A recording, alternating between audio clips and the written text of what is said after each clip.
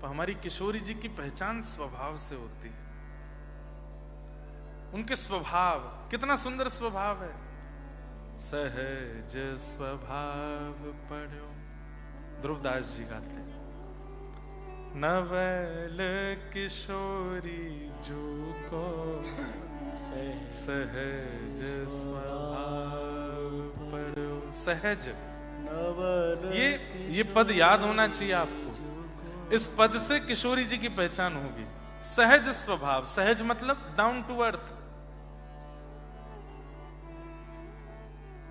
कल मुझे किसी ने लिख के दिया था, महाराज जी गुलाम खां का चरित्र सुनाइए। मैंने सुनाया था एक बार।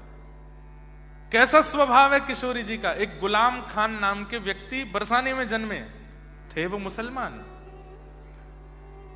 लेकिन सारंगी बजाना जानते थे, बहुत बढ़िया सारंगी बजाते थे। तो रोज श्री जी के मंदिर में जाते और वहां के ब्रजवासी जो समाज गाते थे, वहीं गुलाब खां बैठते और सारंगी बजाते थे। उनके घर में एक पुत्री का जन्म हुआ। अब इतने साल श्री जी के मंदिर में सेवा की, तो उन्होंने भी धर्म से उठ करके अपनी बेटी का नाम राधा ही रखा, गुलाब खान, और बेटी का नाम राधा। सत्य घटना है। कभी बरसाना जाओ तो पीली पोखर जाना, पीली पोखर के पास में चबूतरा है गुलाब खान का। तो गुलाब खान की बेटी हुई, नाम क्या रखा? राधा।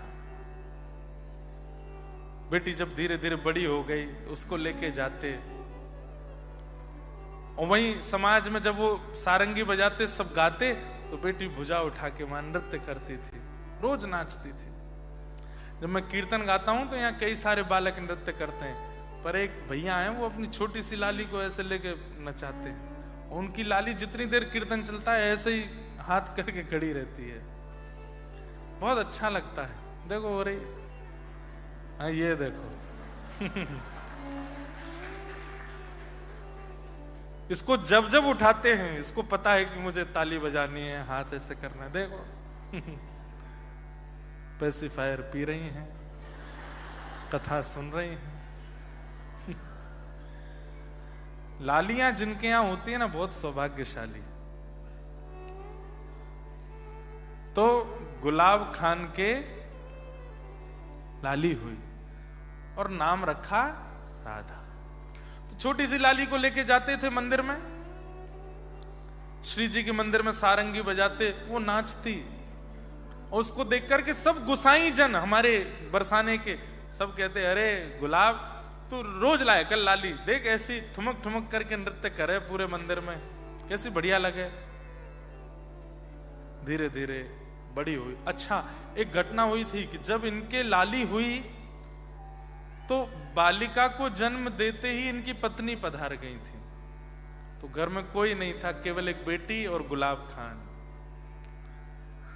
धीरे धीरे वो लाली बड़ी हुई। जब उम्र उसकी 18-19 वर्ष की हो गई तो फिर सब गुसाइयों कहते थे, गुलाब खान आके कोने में बैठ के सारंगी बजाते थे श्री जी के मंदिर में, समाज में। उन्हीं से कुछ प्रसाद मिलता, कभी दक्षिणा भी मिल जाती, उसी से घर चलता था उनका। सब गुसाई लोग बोले कि अरे गुलाब, अब लाली बड़ी है गई, या को ब्याह कर दे। हाँ गुसाई जी करूंगा, बस लाडली जी कृपा करें, कर दूंगा। बोले अब कर दे, अब ठीक है उम्र है गई, अब कर दे। लेकिन गुलाब खां चाहते तो मैं ब्याह करना, लेकिन बस ये सोच के रुक जाते हैं कि ये चली गई तो मैं क्या करूंगा, फिर मैं कैसे रहूंगा। लेकिन कर्तव्य है हर पिता का, पुत्री का ब्याह तो करना पड़ता है। एक योग मौलवी जी का बेटा ढूंढ करके ब्याह कर दिया। विदा होकर के जब इनकी बेटी गई, गुलाब खान की जो स्थिति हुई है, अब सुनिएगा। व्यक्ति जब हंस करके कीर्तन करता है ना, जब प्रसन्न मुद्रा में कीर्तन करता है, तो ठाकुर जी केवल सुनते हैं। लेकिन व्यक्ति जब रोता है ना कीर्तन करते करते, कथा सुनते सुनते, नाम करते करते, तो ठाकुर जी बेचैन हो जाते हैं मिलने के लिए कि मैं जाऊं, ये रो क्यों रहा है। अरे भारत में आप सबके परिवार के लोग होंगे, कभी बात करते करते अगर रो जाते होंगे तो आप कहते होंगे ना, कल की फ्लाइट लेके आ रहे हैं हम, आप रो नहीं, हम आ जाते हैं आपके पास।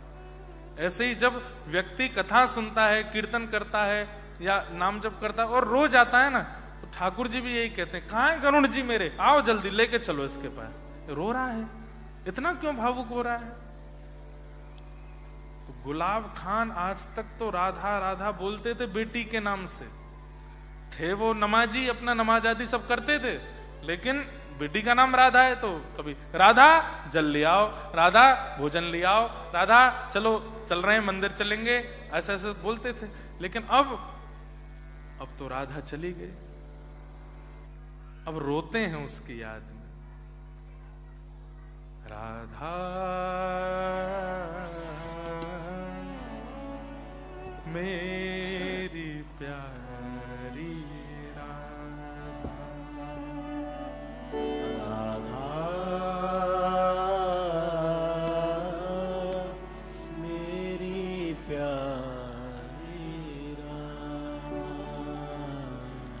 और जब रो करके बुलाते हैं,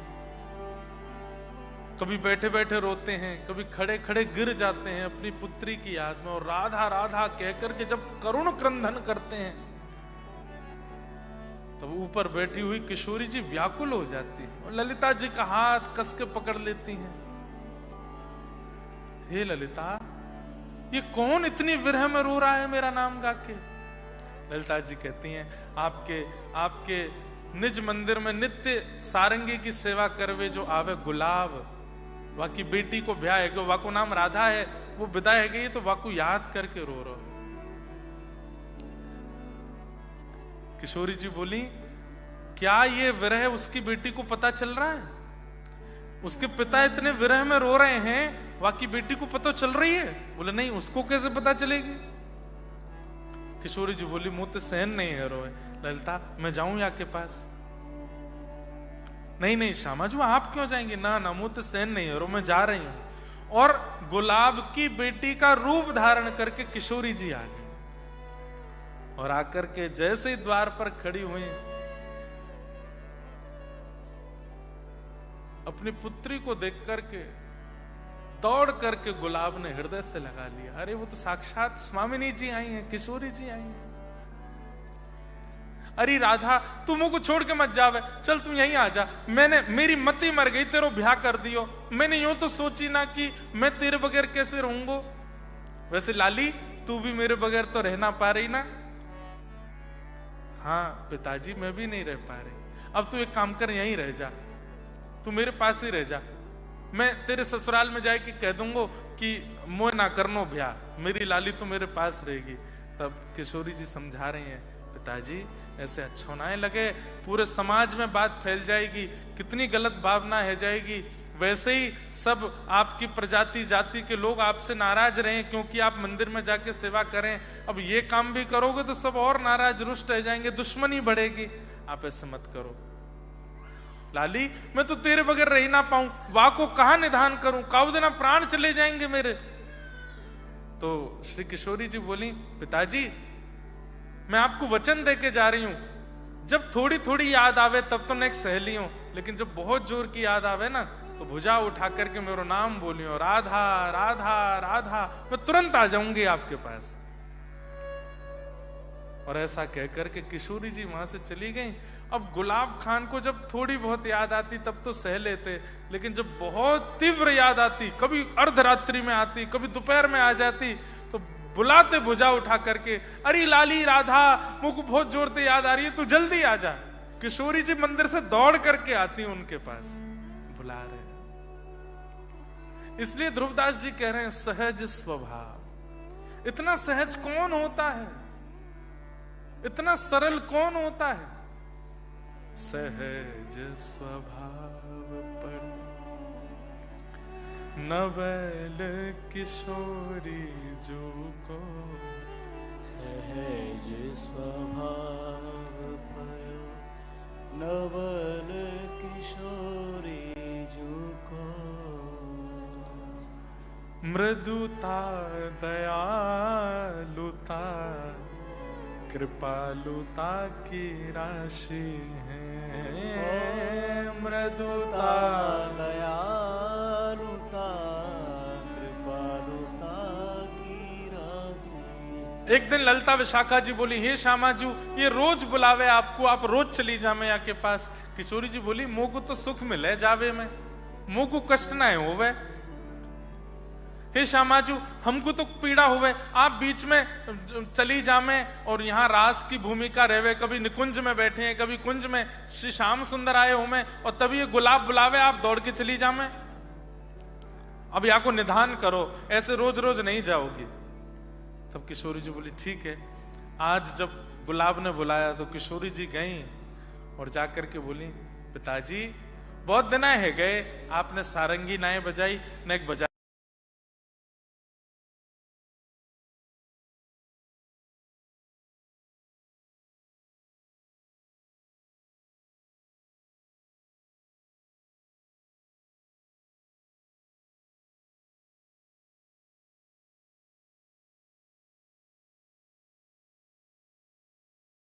अपनी लाली को आलिंगन करने के लिए गए तो किशोरी जी वहां से आगे आगे दौड़ रही हैं और पीछे पीछे गुलाब, अरे लाली रुक, अरे नेक मेरे हृदय पे लग जा, अरे लाली तू नेक मेरे पास आए जा। और ऐसा करते करते समय क्या हो रहा था, सुबह सुबह के 3:30-4 बज रहे थे। मंदिर में मंगला आरती होने वाली थी, श्री जी तो मंगला आरती के लिए जा रही हैं, पीछे पीछे गुलाब जा रहा है। तभी एक गुसाई जी वहां से जा रहे थे, तब गुसाई जी आरती करने जा रहे, उन्होंने देखा ये गुलाब, अरे राधा रुक जा, अरे लाली रुक जा, कहतो जा रहे हो। तो गुसाई जी ने आवाज लगाई, अरे गुलाब कहां भाजो जा रहे है, अब तो मंदिर ना आवे, तेरी लाली को ब्याह हैगो, बाबड़ो हैगो, कौन के पीछे जा रहे है। बस इतनी देर गुलाब दिखे, मंदिर में जाकर के पुजारी जी ने आरती की। 1 दिन 2 दिन 6 महीना साल बीत गए, उस दिन के बाद गुलाब कभी दिखे नहीं। एक दिन सब गुसाई बैठ के बात कर रहे थे तो वो बड़े बुजुर्ग गुसाई बोले, अरे एक दिना में मंगला करवे जा रहे हो, तब बाद ना अंतिम बार गुलाब दिखो, वाके बाद तो नहीं दिखो मोको। उसके बाद बरसाना में कभी सारंगी की आवाज आती, कभी कहीं गुलाब जी बैठे दिख जाते, कभी कहीं कुछ, तो लोग बागों में भ्रांति हो गई कि उनके प्राण तो चले गए हैं और वो प्रेत बनकर के घूम रहे हैं। एक दिन गुसाई जी रात्रि में श्री जी की शयन करके वापस अपनी घर की ओर जा रहे थे, तो जैसे ही वन में होके निकले तब गुलाब खान ने आवाज लगाई, गुसाई जी। गुसाई जी ने पीछे देखी, कौन बोल रहा हो भैया, दूर दूर तक कोई दिखाई ना दे रहा, कौन है। तो गुलाब सामने आए, अरे गुलाब तू तो भैया मर गयो, हमने सुनी तेरे प्राण निकल गए, तेरा शरीर तो मिलो नहीं, और तू कहीं भूत तो ना बन गयो, दारी के हनुमान चालीसा बोल देंगे भग जाए आते, भूत बन के आयो है। तो गुलाब बोले, जय जय, मैं प्रेत नहीं बना, लेकिन हां मैं शरीर भी नहीं हूं। बोले तो कहा कह रहे हो भैया। बोले, अरे मेरी लाली की विदाई भई, वाके बाद राधा राधा कह करके इतनो रोयो कि श्री जी मेरी लाली बन करके रोज घर पे आयो करते। ललिता विशाखा जी को कष्ट भयो कि निकुंज छोड़ करके श्री जी रोज रोज जामे, ऐसा करो या गुलाब को ही निकुंज में ले आओ। एक दिन सारंगी सुनते सुनते श्री जी ने नृत्य कियो, आगे आगे श्री जी दौड़ी, पीछे पीछे मैं दौड़ो। यही बरसाने की कुंज गलीन में दौड़ते दौड़ते कब निकुंज में मैं पहुंच गया मुझको पता नहीं चली। अब मैं निकुंज में निवास करूं और वहीं श्री जी और प्रिया प्रियतम को सारंगी सुनाऊं। आपको केवल बतावे आया हूं, ये भ्रांति जो फैल रही है कि मैं प्रेत बन गया, प्रेत नहीं बना हूं, मैं सशरीर निकुंज में श्री प्रिया प्रियतम की सारंगी की सेवा कर रहा हूं। और इतना कहकर के गुलाब दिखने बंद हो गए। दूसरे दिन वो गुसाई जी तो रात भर वहीं बैठे रहे। कैसी कृपा, हे राधे श्री राधे। इसलिए गुलाब खां का समाधि नहीं है, उनका चबूतरा है, क्योंकि उनका शरीर नहीं मिला, वो तो सशरीर गए श्री जी की सेवा। अब सोचिए, कोई अपने पुत्री के नाम से श्री जी को प्राप्त कर सकता है, कितनी सहजता है। सहज स्वभाव पड़ नवल किशोरी जो को, सहज स्वभाव पर्यो नवल किशोरी जुको मृदुता दयालुता कृपालुता की राशि है।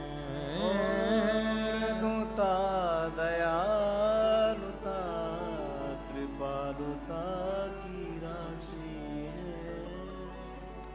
मैं कहूँ नरस कभी भूले हूँ न होत सखी, मैं कहूँ नरस कभी भूल होत सखी। रहत प्रसन्न सदा ये मुख हासी है।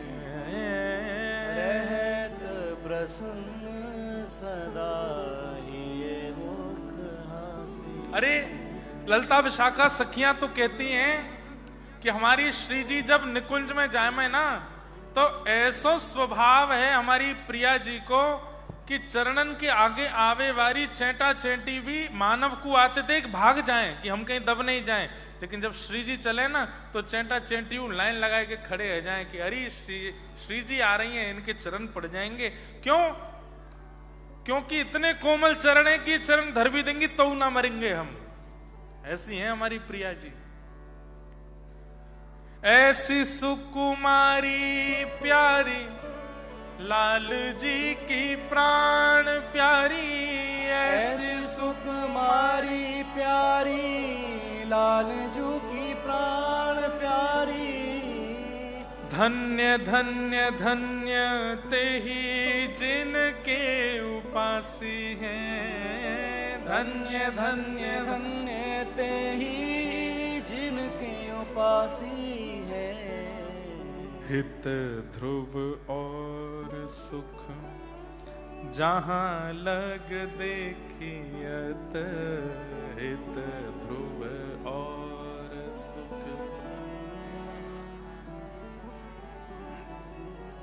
सुनियत सदा हाँ सुनियत जहां लगे, सब सुख पासी है। सुनियत जहां जहां लगे सब सुख